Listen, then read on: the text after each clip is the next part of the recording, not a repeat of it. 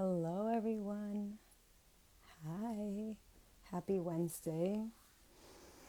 I'm so happy to be here with all of you, or when you join on in. While I wait for Dr. Kim to join us and I wait for everyone else to join in, I'm going to go ahead and just take a couple deep breaths.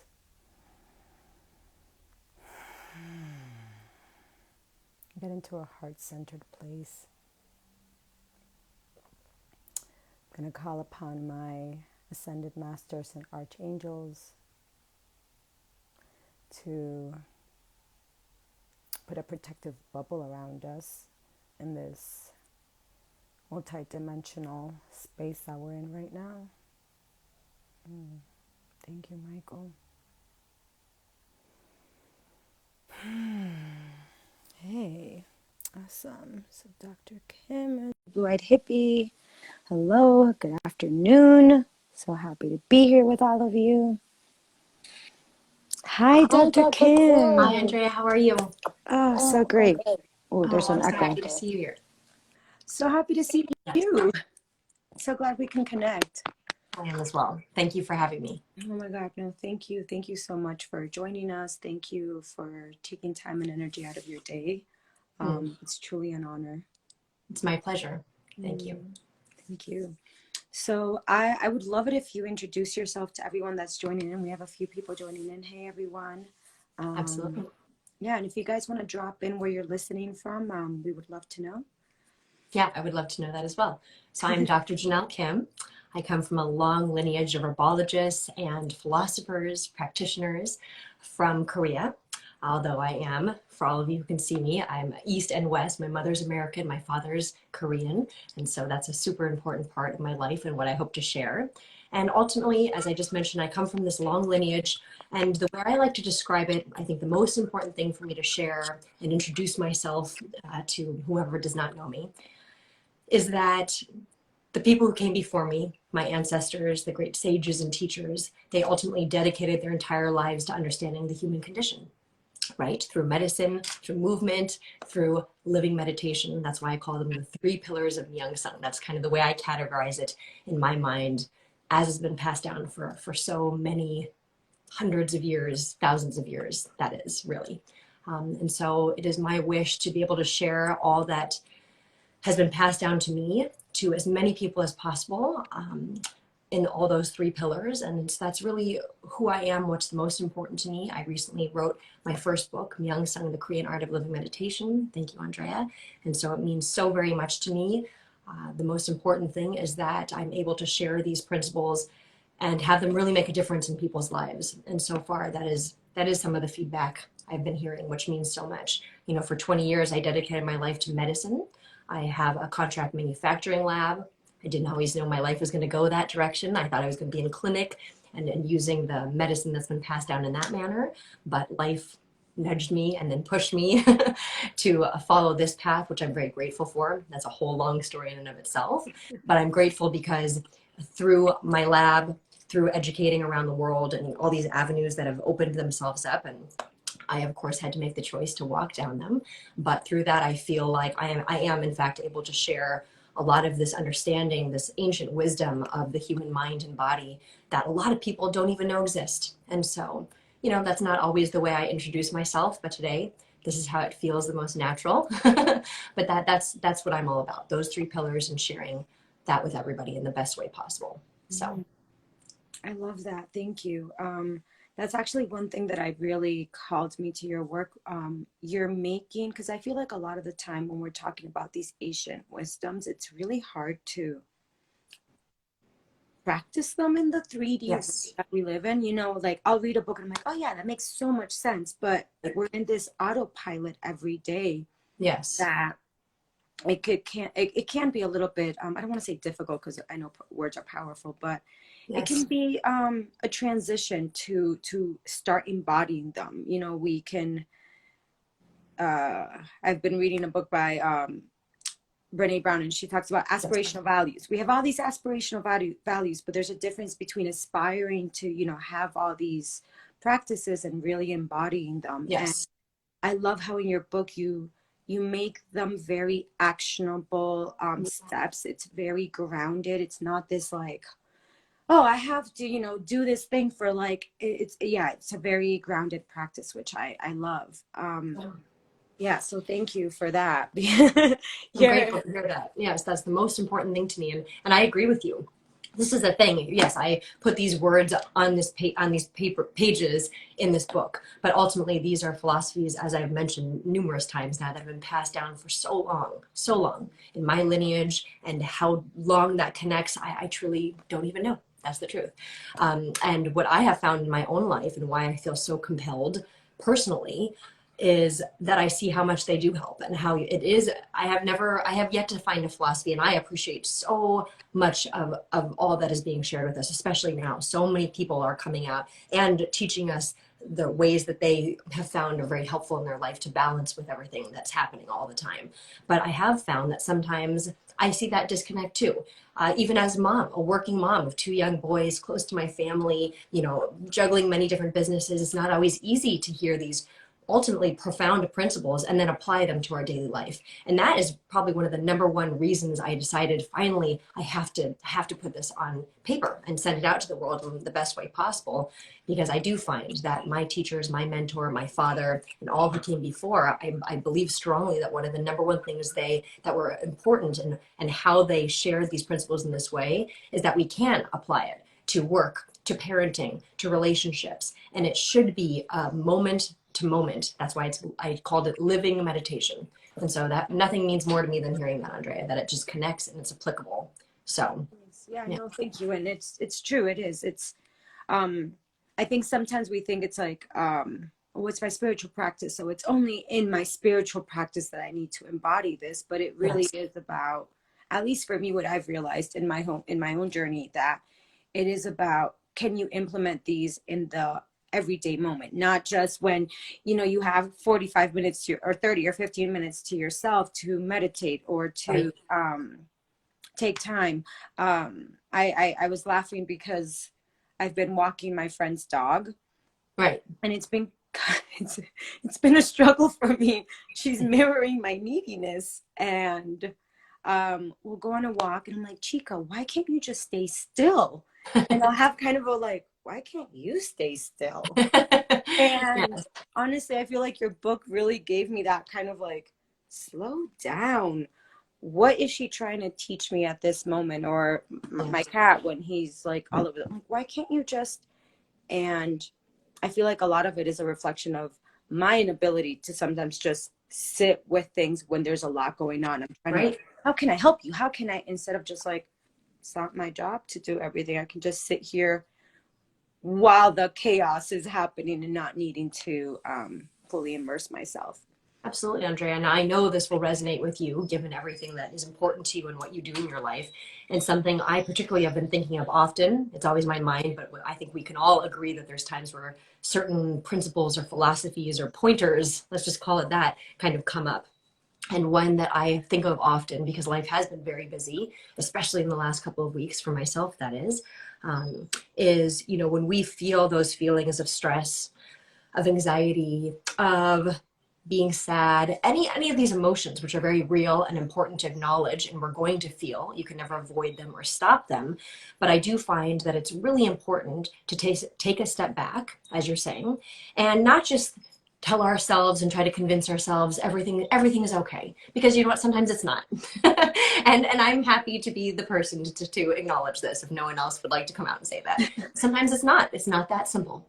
But what we can do is remember, ground ourselves in faith, ground ourselves in something much greater than us, ground ourselves in gratitude. These are a lot of words that we hear all the time, but what does that mean to us? What can pull us out in whatever moment that we're in to get away from that emotion, acknowledge it, and then detach from it? And remember that when we feel those emotions, we aren't connecting.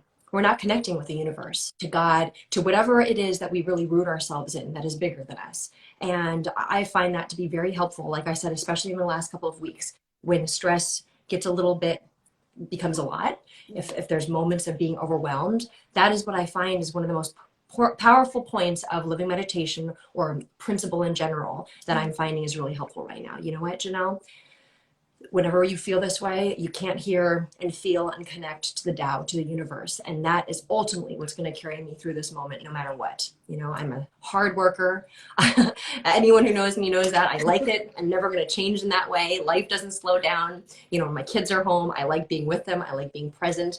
So, you know, it's interesting because to me, slowing down doesn't actually always mean slowing down, but it just means connecting, taking a moment to pause, to remember what's the most important, to remember that I have walked through many challenging moments and those moments passed, right? It's so helpful for us to even acknowledge that those moments pass. So these are kind of the tips that I am walking through as we're on this Wednesday wisdom, this kind of midpoint of the week, right? Where I've talked to a lot of people. I don't know about you, Andrea, but I've heard a lot of people this week, and then the last maybe 2 weeks, you know, life is a little more stressful right now. So maybe you could enlighten us as to why you based on your understanding and Yeah. expertise that might be happening. But So it's funny that you mentioned this because I host on the second Tuesday of every month with a fellow sound healers, Soul Sister. We do a free offering for the collective, really just to support people, and the whole kind of inspiration behind it was when there's transitions, when there's uncertainty, when there's unknown, we're wired to look for that certainty, to hold on to that known. And when we can kind of let go of that and swim and dance, or, you know, whatever you want to call it, flow, ebbs, whatever, with spirit, the universe, God, it allows for things to actually unfold, yeah, not so we're not grasping for like, what's going to happen next? And she was like, my friend was like, what is going on? Everyone, I'm like, I've been hearing this from clients. I've been hearing this from other people I've been talking to. The energy is really intense right now. And the downloads I continue to get is we're really being asked to, how do you handle fear? How do you handle adversity? Are you going to stay in that programmed, conditioned space that we've collectively been in? Because I don't think it's just one person, it's no, collectively we've been in that. And 2020 really showed us how we handle when things kind of get disrupted. right, And it's kind of going back to, can you come back to yourself? Can you find security within, not look for it with that kind of outside of yourself? And yes, that was one thing that we were talking about. Sometimes that practice of gratitude can be so, you know, it's like, oh, well, everybody says that. It's a cliche. You hear that from everybody. right, And I had someone on, they're like, I just lost my child. Like, how do I hold on to that gratitude? And I honestly said, I'm like, I'm not a mom, so I cannot relate to the pain that you're going through right now. But the only thing I can say is, you I know that in a heartbeat you would be like, I would switch places with my kids so that I would be the one that right, left and they wouldn't. Can you hold on to something that you're grateful for right now? Do you have another child, like other relationships, other connections? And when I brought that up, I'm like, my mom got sick, she had COVID, and it hit her really hard. And I remember she called me one day, she's like, and I have never heard my mom say this, like, and she has gone through a lot of stuff, and she's like, I can't do this anymore. I can't do this anymore. I want to die. And I was just like, wait, what? I have never in the 31 years I've been alive heard you say that. And I couldn't do anything because if I went there, I would get COVID. So it was really holding space for her outside. And she was telling me, kind of on the flip side, when she got better, she's like, the things that I take for granted, the fact that I can taste, right, the fact that I can smell, the fact that I can get up and walk. right, And that was something that I was kind of brought back to when I was yesterday. I'm like, you know, there's a lot going on, and we can get caught up on all the things that are going bad. And I'm not trying to dismiss the feelings that are happening, because that is a very painful experience that you're going through. But things can be worse. And yeah, we don't think that they can because we're in such a low space, but things really can't be worse. So can you find one thing? And at the end, the woman was saying, she's like, you know what? My other child is healthy and happy. And I'm like, then if that's what you need to ground yourself into right now, then that's, but it's finding one thing. And I feel like it can be really hard Of course. to do that, especially when we don't know why. And we get caught up in, well, why did this happen? Right. And I go back to, I'm like, I don't want to, make anyone feel bad, but you're a human. You're not supposed to know why, like Right. there's a bigger plan happening all the time. And if we can relinquish that need to know why everything's happening, sometimes we will find out years later, months later, weeks later, and sometimes we don't. And there's nothing wrong with not knowing why. Actually, there was a teacher, I like this conversation, Andrea, if I may for a second. Yeah, for sure. There's a teacher who once said to me, and maybe this number can change, but ultimately, 80% of our life is not up to us. We are not in control of. And 20% we are. And I really liked that. Like I said, let's not get stuck in the numbers and exactly and where did this come from or why. We can talk about that, but let's not forget what that meant. And that certainly meant something to me, even as a reminder to myself, given all of the foundation that I'm so grateful to have had through my lineage. And that made a lot of sense to me. It really did. It really resonated with me. And so I say it again, 80% of our life, we do not have control over. 20% we do. And I liked that because certainly in this life, and I've heard you say this a couple times, and it's the key number one. It's the first principle of Myung Sung living meditation, and it's called know yourself. And I heard you say this a couple minutes ago. It can be easy, for lack of a better way of saying it, that when we are in challenging situations, when things happen to us or happen in our space, right? Yeah. We can jump to blaming others, blaming ourselves, analyzing too much, getting so much in our mind, right? There's always that balance. That is the yin and yang of everything, our heart and our mind. They are both important, just like day and night, just like feminine, positive, loud, soft, feminine, masculine, positive, negative. I'm saying too fast right now, but we all understand. And so you can't break that away, but how we balance with that is so very important. And so when we start to understand that while we definitely have a place, everything comes from within, we make choices. No one can do it except for us at the end of the day. It's very empowering. It can also be very scary in certain times. But at any given moment that you're in, you cannot point the finger at anyone. When you point one finger, three are pointing back at you. Right?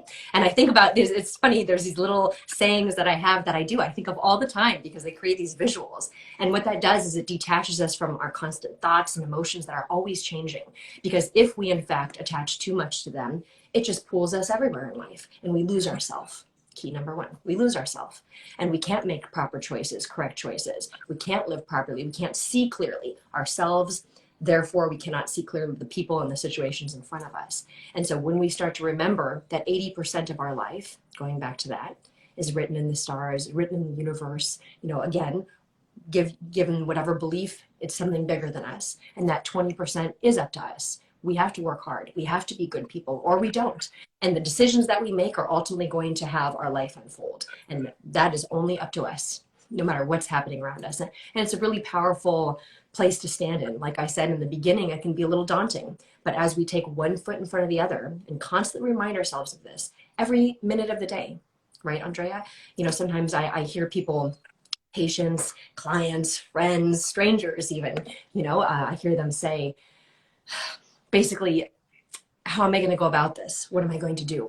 Right? And so they set themselves up for these you just said that, Brené Brown, that's something that really resonated with you. We set ourselves up for, ultimately, we've heard this before, almost like disappointment. From now on, I'm not going to do this anymore. Well, why don't we remember that if we're 20, 30, 40, 50, 60, it took us that many years to have this habit. I have a feeling it's going to take us a little bit of time, a little bit of self-discipline, a little bit of undoing the bad habit and creating a good one before we get to have that goal.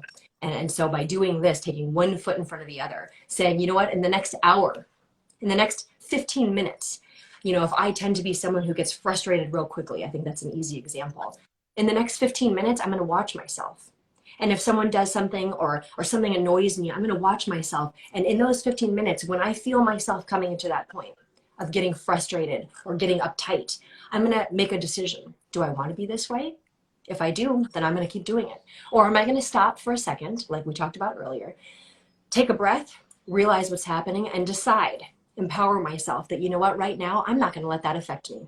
I'm not going to let that affect me in that way. And this is what I'm going to do. This is the baby step, the little step I'm going to take to go in the direction that I want to go right now. And I think that's a really important, actionable step, protocol, regimen, mindset, habit, whatever the word is, that I think that right now more than ever, certainly in my life, I think that that is really important for all of us together to, acknowledge. So that's what I have to say about I that. love that. First of all, thank you for sharing the 80/20 because I feel like there's so much truth to that. And even like as a psychic, sometimes what people will be like, well, and I'm like, you still have free will. You got to remember, you still have free will. So I feel like it is important to kind of note that there is, I like that, and not getting too caught up on the numbers of things, but there is a big chunk of things that we Yes. don't have control over. And then there's a lot of where choice comes in. And I laugh because I feel like, you're always like, oh, I want to be more patient. And that day, wow, will spirit, universe, God test you with patience. And it is, can you choose to react different? Can you choose to respond different? Can you choose to show up different? And I love that because it is a very, I don't want to say easy, because it can be, it's easier to just kind of get frustrated and annoyed, but it's a very practical step to take and Yes. to kind of implement. I'm curious because you Yes. mentioned you have two boys, and I feel like, I mean, I have an Aries brother, so it might be just him being very, it's his way. So perfect. I laugh all the time. This is a perfect example. I told him, like, I was like, hey, you know that cooking with olive oil is not good. Like, doesn't have a high smoke point. Went in one ear, went out the other. Probably Right. 6 months later, he's like, hey, I don't know why you never told me that, like, cooking with olive oil is not good. And I was just like, wow, I really do speak to myself half the time when I'm talking to you. How do you instill, not even instill, but how, I'm guessing that a lot of it's they're observing you and your Yes. husband kind of embody these practices, but how did you pass that on to them? How did Yes. you, because I feel like that's something that a lot of I hear that from a lot of friends, a lot of parents. They're like, how do I pass this on to my kids? How do I not pass on my negative or not so healthy habits or ways of No, I responding? appreciate that. And I find that it's actually one of the most powerful things in my life that helps me with my self-guard, my self-discipline, watching myself, because Mm. it matters so much to me that I practice what I preach for everybody and anybody, whether you know me or not, it matters a lot to me. But especially the littles, my own children and all, especially I mean, specifically my own children are with me a lot, all the time, in fact, and so they are kind of like some of the most important people in my entire life to keep me in check. And I'm grateful for that. And you're right. Living that example, practicing what I preach is incredibly important and is a very, very important way to have them absorb these principles. I think I want to start by saying the beautiful thing about a principle. When I say these principles have been passed down in my lineage, I find myself more and more taking a moment to explain what I mean by that, because this word, this understanding of what a principle is something that I cannot say I totally get. I think that for as long as I live, I will be reflecting and trying to understand that even deeper. But I have come now almost 40 to understand, I think I can define it or explain it at least as this. A principle is a universal truth, right? It doesn't matter how old you are. It doesn't matter if you were born hundreds, thousands of years ago, or if you will be born hundreds, thousands of years from now. It is something that really doesn't have a lot of opinion. There is night and day. I am human. You are human. Things that just exist. And that's really what has been passed down for so long. And so why I'm bringing this up when you ask me about my children and how I find they absorb these, because that's the other important thing. It's one thing to memorize this. My teachers used to always teach me that, and I share the same thing. You can memorize all the words I put in this book, but that's not my wish. That's not the wish of my ancestors who came before me, or anyone who truly wishes to bring something positive in this world. The wish is that they're absorbed, that you make it your own. And so you take these universal truths and you constantly remember them. And we train our mind as a training. That's really what it is. It's a discipline to create different habits. And we can start teaching our kids that. Actually, the way I learned, you teach your kids that by the age of 3. Kind of an interesting thing. This is how my mentor taught me. He taught me, and luckily my father, my greatest mentor, was alive physically on this earth until my son was around 2.5. right? My son is now going to be 9 pretty soon. And I'm so grateful. And I say it as often as possible because it has helped me so much in these little lives that by the time they are 3, they have to understand what the word no means. Really interesting, right?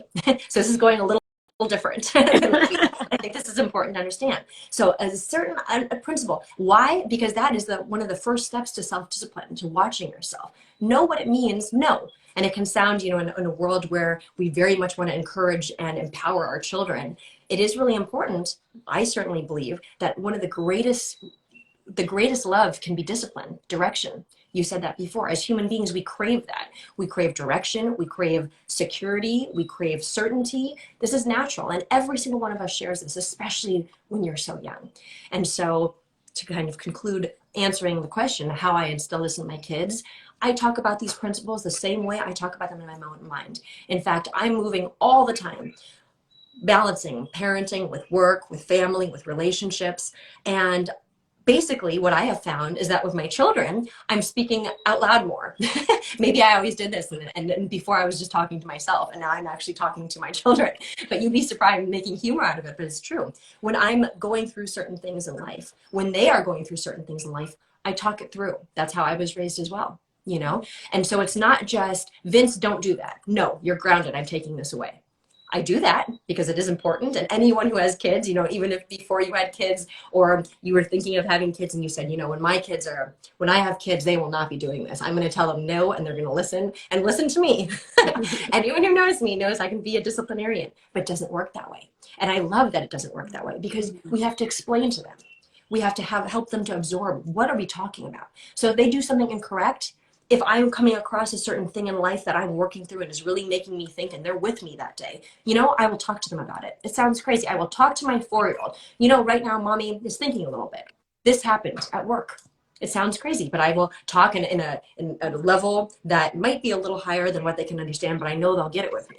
This kind of happened. This is how mommy's looking at it. Or you did this today at school. You may think this happened, but guess what? Just like in living meditation, you change your perspective. I help them to walk through that. And in turn, I'm also gaining myself because I'm walking through that situation. When you're in school, you may have talked out of place and told someone to please be quiet and you got in trouble for talking, for example, right? But Vincey, my oldest son, you're not supposed to be talking at all in class. And so while you feel like you may have been wronged, and you held that inside because he's a very caring little boy, and you may have gotten in trouble by your teacher for saying, please stop talking to me you have to look clearly. You made the mistake. You cannot blame that on anyone. You're not supposed to be talking right now. And if it really bothers you, Vince, you go and talk to your teacher later and say, I'm very sorry for doing that. Do not make excuses. In the future, I'll learn how to be balanced with this that much better. For example, these are kind of random examples, but this is how we go through our life, communicating, letting them know when I'm thinking about something, when I'm tucking them into bed at nighttime with my computer, writing articles, answering emails, and they say, Mommy, why can't you just stop and watch this, read this book with me? Why can't you cuddle? And I'm cuddling them with my computer. And I let them know, you know what, boys? Because right now, this is what mommy's doing. I care so much because this is what's been passed down in our lineage, already kind of sharing with them, right? This is the principles that have been passed down in our lineage. Mommy wishes so much to get this out into the world, so much so that you two of the most important things ever in my life are sitting with me as we go to bed, and this is what I'm typing. And my son will start reading it out loud with me, what I'm writing. Little things like that, right? So just constantly communicating with them, having them be a part of my life, having them be a part of that process, that habit of living meditation. And that's how I find that you can start even at the age of 4. And going back to, by the age of 3, a child has to know what no means. It means they have to know the difference between right and wrong. They have to start to understand that. And that carries with us for our whole life, that choice. Which path do I want to go down, this one or that one? If you go down this path, this is where you most likely will end up. If you go down this path, this is most likely where you're going to end up. How often do we do this on a daily basis? That's living meditation. That's what we can do for our children and for ourselves and for the people we love around us. So that's how I instill it. Wow, I have so much to take away from what you just said. I'm like processing. I'm like, oh my God. It's funny that you say no, is because I feel like it is. It's such an important thing to teach from a very young age. And this was a conversation I was having with my mom I don't want to say recently, but we've been having, as I dive deeper into healing my inner child and Yeah. everything. And she was the only one that would say no to me. Right. Everyone else, I would yell. And then instead of them talking to me and be like, no, she's like, if you're going to yell, I'm going to sit here and I'm going to ignore you. And then when I'd stop, she's like, are you done? Or are you Right. going to continue? Everyone else, though, they didn't have the patience to let me yell it out. Sure. And they would give in. So I had I learned from a very young age, oh, if I throw a tantrum, you give me what I want. Right. And it's not something that I'm like extremely proud of, because that inner child comes out sometimes and I'll see myself throwing a tantrum. I have to kind of catch myself and be like, okay, this is not how you're going to get what you want. You're no longer 2 or 3.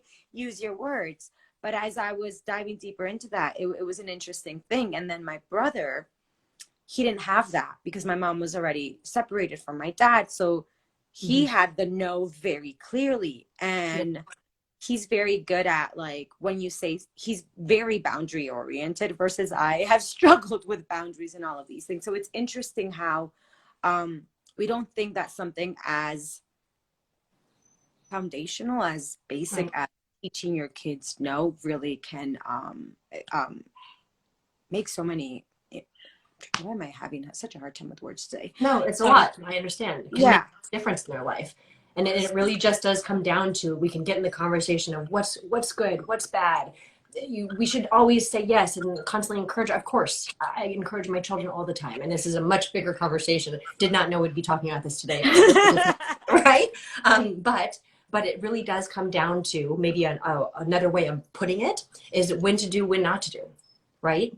And that is such an important, if that might be one of like the main foundations of living meditation as has been passed down. It is always about, number one, seeing where you stand. Where do you stand? What is going on with you? And it's something, especially as an adult, you don't have to share with everyone.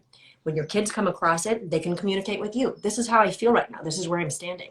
And it's so important to know that first, because sometimes we keep moving through or avoiding or repressing all these words that we can come up with. At the end of the day, we're not acknowledging, whatever you want to call it. Acknowledge where you're standing. See clearly where you're standing, what you're thinking, how you're feeling. And if you don't want to share with anyone, don't. Keep it to yourself, but you have to see clearly first. And then you have to make a choice, when to do, when not to do. There's some circumstances where that's the key number 2. It's called true, right, correct in living meditation. Okay? And it very much talks about this. It's every single situation you come into. What is the true of the situation? What's the truth? How you feel. So I kind of just said that. Acknowledge, what are you feeling? Then what's the right? The way I define right, which is not so easy to do, but I had to write a book, so I had to define it. But the right, we could define it as what's good, what seems or what appears to be the best thing for everyone. I say it that way because that can actually change. And sometimes we forget that. But for example, lying is not good, right? And so that's the right. I even just said it. So this is how I feel about it. This is the right, what seems to appear to be the best thing for everyone that most people would agree upon. But if you look a little bit deeper and you balance those two, then you arrive at the correct choice, the correct decision. And that changes. And so not every situation you come across has that same protocol. And that's hard for people. We said that before. People, human beings, we crave security, we crave consistency, we crave direction. So having everything change all the time, which by the way is called life, can really knock us off sometimes. But if we're able to sit back, remember, I have complete control whether to react or respond to a situation. No one else can do that for me. No one else, it's not possible. That is very empowering. And when we come across that situation, we give ourselves tools. In this case, I call them the 8 keys. Key number 2, true, right, correct. How do I feel? What would be good for everyone? Now, when I balance how I feel about it with the truth of what would be the most beneficial, I actually arrive at a decision or an action that will in fact do the most good for everyone in that given moment. And what that does also is it helps you to change your perspective. So you put yourself in other people's shoes. You may think this one thing, but key number 3, stop being drunk on your own thoughts. For a moment, open up your mind, try to see where someone else is coming from. You can make a choice of whether you want to partake, agree, whatever that looks like, but at least take the moment to see it. And at first, this can take a little bit more time. This can take a couple seconds, which doesn't seem like a lot of time. But if you're in a conversation and you're just standing there staring at someone, that can seem like a long time. But how important, you know? And really, someone does something to you, you can stand there, take a breath, and think through it for a second. Okay, picture it. If I say this right now, there's a good chance that every single person that we're with today, you'll be able to see at least 1, 2 steps further. This is what's going to happen. You also start to exercise more of your intuition and being in touch, right? And then you see the other option, or I could do this. And then you make a choice. But by even taking a moment to pause, think clearly, change your perspective, and then make a correct action, you will not even believe how much your life will change. You won't even believe, you know? And this is something that I very much try to practice every single day. Don't get it 100% right by any means, but it's something super important because without it, I'd be exhausted and tired and stressed and overwhelmed. And that's the truth, you know, but I'm not, because I choose not to be. That's what we can do. Oh man, no, that was actually one of the ones that stuck out the most to me because I'm so like, I don't take pauses. I'm like, my mom tells me all the time, she's like, can you slow down and process? And I'm so, and you know, I could blame it on the Mars and Aries, or I can own the fact that I get uncomfortable sometimes with not just sitting with it. And it's something that I'm slowing down and being more intentional about, of not just responding, or if you message me, I don't have to answer right away. I can take a moment to read what you're saying and kind of be like, I don't know how I feel about that right now. Let me answer when I do know. But it can be a little bit more difficult when you're having someone in real time and you're having a conversation of just kind of taking a step back and being like, okay, this is how I feel. How is this person experiencing this situation? Because we're all looking at it from a different lens, and it goes back to, you know, what upbringing we had, the conditioning that we've instilled. I say this all the time. I'm like, for me, it was very difficult because I grew up in South Florida. Yes. Very Western. And then when I was 14, we moved to Panama. Yes. And it's a very different, it's a completely different way. It's a completely different culture. My family is also Colombian. So it was a lot. And I remember when I moved back, it was a big culture shock for me, because here you have more people saying and speaking their mind, which is not something that you experience a lot in other places. So I was very much, I have to be quiet, and it's not polite to say something. So it's interesting how when we really do take the time to sit with other people and kind of get out of our own head into theirs, how much things can change and really alter. Absolutely. I'm curious. Yes. Because your mom is your mom's Korean and your dad's American. Yes. Yes. How was that? Opposite, actually. My father's Korean, my mother's Korean, and your mother's American. Okay, yeah. I think I messed that up. How was that? Because it's like very polarized. Yes. Cultures. It's not like semi-similar. No. It is very polarized. Even to this day, that's not common. That's the truth. And now picture in the 1980, I think it was, that my mother and my father, around that time, they met. And this is a time where, you know, we don't have that much more time left. This is a time, but people have to understand, in Korea, they were still, you know, like in uniforms, like almost like a communist country. Now we see Korea and it's one of the most westernized, you know, K-pop, K-beauty, whatever, all the dramas and the movies and the, you know, I personally, it's very interesting to me because I have never seen a culture, which I do remember actually from being young to some extent, you know, change so drastically, so quickly, kind of integrated and westernized, but still having that root. But you're right. No, it was not very easy for my mother or my father. You know, we talk about things written in the stars. I don't know another way to describe it. You know, my mother grew up in the Midwest, a really good family, strong values, you know, everything we think of when we think of Midwest, which of course happens everywhere and anywhere, but you know, there's a reason why we say that. And then here's my father coming from a pretty a pretty, how can I say, like well-known, well-respected family in Korea. And here he comes with a blonde, brown-eyed American. You know, and my mom could tell you a lot of stories about how her experiences were, even becoming part of my Korean family. That was not simple. You know, the culture is very strong there. My father was the oldest son. And so all of that, they really had to integrate together.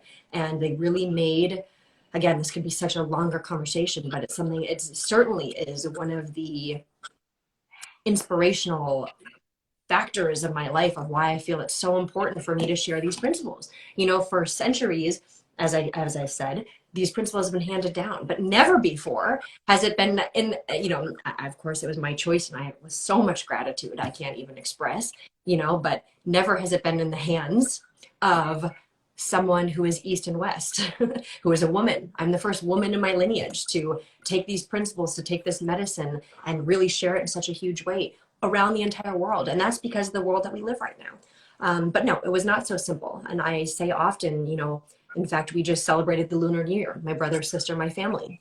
And we kind of laughed to each other because we realized, you know, the way we celebrate Lunar New Year, where it is very traditional and we follow the way of my grandmother and so on and so forth. And to this day, I think that in the entire world, I wouldn't be surprised if we may celebrate it more traditionally than anyone in the whole world.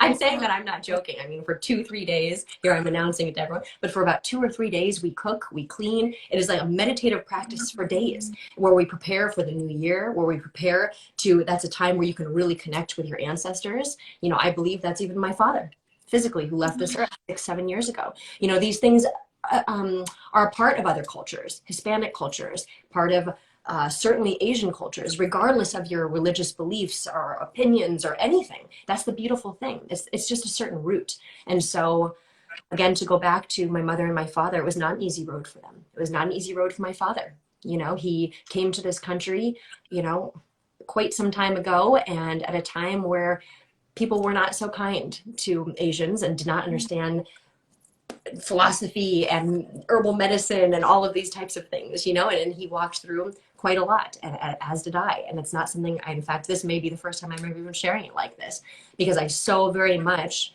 want to focus on the positive, the balance that these principles bring. You know, maybe there's a time to share about that a little bit more, but right now it's very important. I look around the last, especially 2 years that we've been in, and I'm so grateful for everyone who came before me in my lineage, so grateful for people who are coming out and sharing the positivity, this understanding to change our perspective. So grateful that my mother and my father truly integrated East and West through their children, and then to everyone that we can share this in this manner where we can, it's not Eastern philosophy just for the East. You know, it's not Western ways. It's this tradition, like I said, and that's why I even mentioned my family celebrates in such a traditional way, and I love it. And I want that to be my wish, is that my kids take over this one day, and their kids, and so on and so forth. And as I'm finding, I'm sharing this with my friends and my community in front of all of you right now. And I have a feeling that at the very least, everyone will think, that's interesting. So what do you do?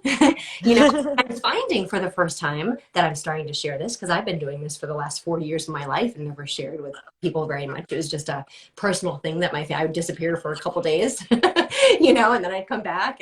But now I'm sharing a little bit more, and I'm learning so much, because what I'm finding is that people are really connecting to this. You know, Janelle, I love that tradition. I love that root. I love that it's your kids. It's my son's favorite holiday. It's their favorite holiday. They love it because their family's together. We're constantly thinking and reflecting on family and our root and what's important and how to be a good person and what that means. And also acknowledging, all of us, that for those 2 days, we still have to move with life, reality, run our businesses, do all of our things. But in those 2 to 3 days, why it's one of my very favorite things, why even my children, it means a lot, why we will forever continue this tradition and then want to share it with everyone. It's a time to reflect exactly on how we started this time together today, Andrea. It's a time to reflect on there is something so much bigger than us, so much bigger than the stress that you might be feeling right now. You know, right now. You might feel this, but you are connected to something so much bigger. I know when I was a little girl, I used to picture all of us as like little ants. I don't know why I did this. I just did. And I think about it. And now I suppose I'm sharing this right now in front of everybody. But isn't it a funny thing? You know, sometimes life seems so big and so daunting.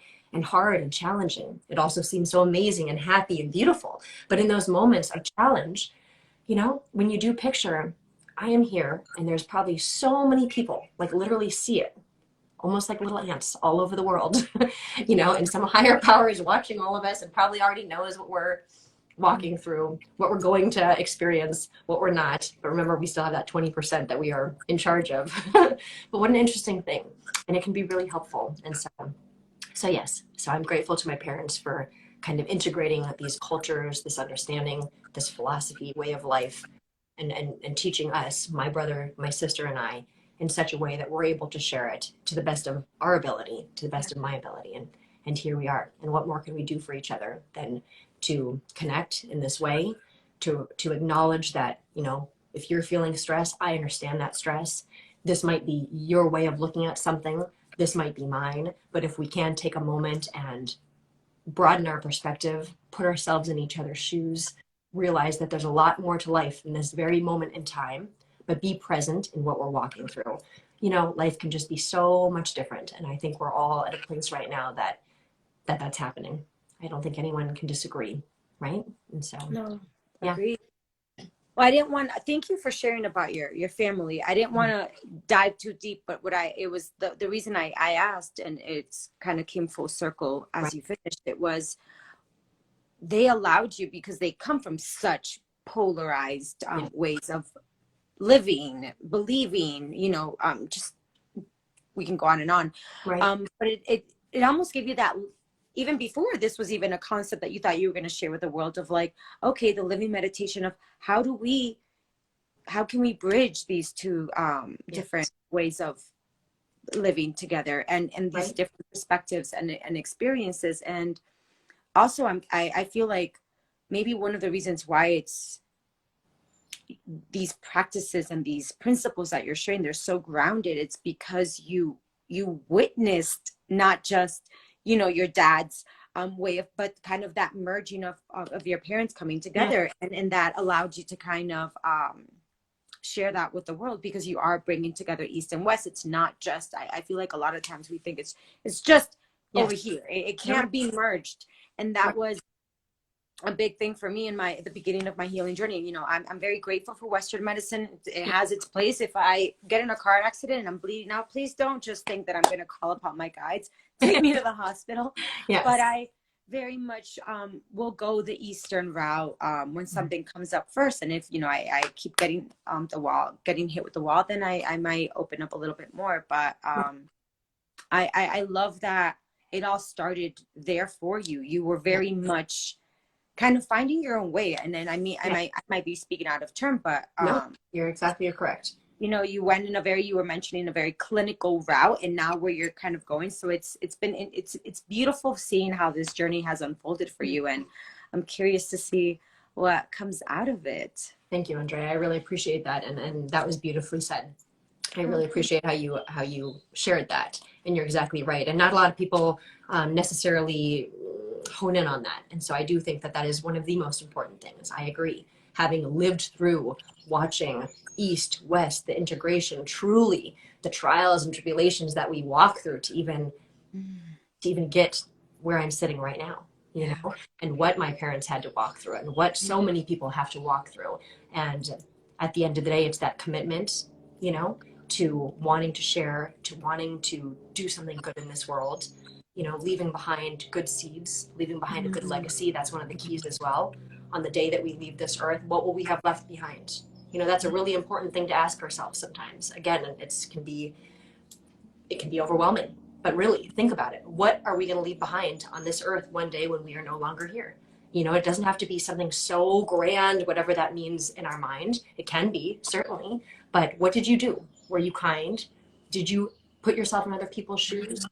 What kind of decisions did you make? What kind of actions did you make? And if we start to think about it in that manner, which certainly my parents did, and they worked hard at that, and it wasn't an easy path, you know, but here we are right now having this conversation, like you said, and I'm really grateful that you shared even your experience, because it is really important. And the thing about where we live, especially here in the United States, is that we have so many different people, so many different cultures and beliefs and it can blow your mind, you know, and it is a really special thing. When I travel around the world, that is something that, whether I'm in Europe, Asia, people really do, regardless of all the other stuff. I'm not talking about that. But one thing that I think most people I have come to find really do appreciate is that we are such a mix of different cultures and people. And what I'm seeing right now is that we have the choice. But I think that in my experience, what I'm seeing is that more and more we are seeing each other as human, you know?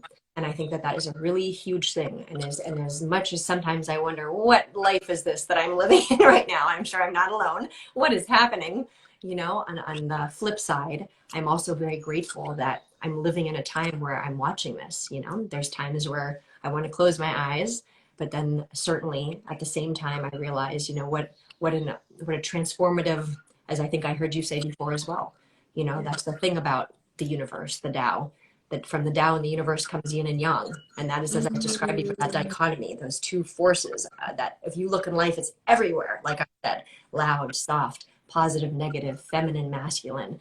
And the thing about them is they always exist and they're always changing, always, always. And when one reaches an extreme, it immediately turns into the other. And that's the thing. And so I just keep saying, I don't know at what point we're going to reach the extreme at this moment in time, right? That I do not have the answer to. But certainly something's happening where things are transforming, and what that will win and what that looks like, I'm not certain when. I'm not sure exactly what that looks like. But I think for anyone who feels connected and in touch and interested and intentional and all of these things, I think we all see that something interesting is happening in the world around us. And we're all a part of it. We are, and I so wanna kind of reiterate what you just said. I feel like that is one thing that we are all coming to terms with. I'm seeing it more and more. We are human, Yes. and once we can connect on that level, I feel like it changes the conversation. It Yes. changes the dynamic. It really changes the way that we're living. And I'm I was thinking like it goes back to that 80%. We have no idea Yes. when, That's how, right. and all that, but we can feel that there is change happening, and it's shifting, and I'm very grateful to be a part of this world. Yeah, there's times where I'm like, oh, I want to stick my head in the sand. What? Seriously? But then I think I feel like we've witnessed this hundreds, millions of times throughout history.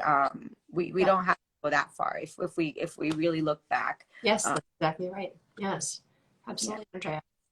Yeah, So I really I want to see you honor your answering. time. Oh, hey, I want to honor your time. I know you're a very busy woman. What would you leave people with now? If they only listen to 5 minutes and it's just these last, or like 2 minutes, what would you say people can start doing? You shared something already really, really powerful of just kind of sitting with things and choosing whether we respond in the same way. But what else would you say people can kind of Sure. take and implement into their day-to-day? Yes, absolutely. So it's actually key 7 of the book. It's called One Match to Light a Thousand. And it really, I think, kind of sums up our whole conversation and has always meant so much to me. One match to light 1,000. That means one positive thought, one positive word, one positive person can ignite 1,000 more, right? Also, speaking on that yin and yang, and that Yeah. never changes, one negative thought, one negative action, one negative word, one negative person can ignite 1,000 more. So as we walk through life, even today, for all of us here together, maybe we can do that together. Like I talked about those steps for the next hour. Maybe just be that much more aware of ourselves. Maybe be that much more aware of seeing where someone else is standing, no matter what situation we come across in the next hour and the next 2, 3 for this next day, and see how that changes our life. That is living meditation, you know, living through that, expanding our perspective and deciding what kind of person we want to be and how we want to live and how we want to treat other people and how that is going to affect our life. That's the 20% that we can do in this life and is our responsibility, because that's what it comes down to. So that's what I would leave everyone with. And I'm actually, you know, Andrea, I'm not very good about sharing these things, and I don't know why. My team is always like, Janelle, there's something. But I do want to share, because I haven't yet, especially with our community, that actually I am having a virtual event the first one where because I love this time. I love seeing you. I love seeing everyone here. Of course, well, here you go. Someone just said, miss this, but thanks for your offering. I really appreciate that message. And so maybe this is why I'm sharing it. But I have a virtual event coming up on 2/22/22. And I'm really excited about this. Dr. Right. Kim, that portal.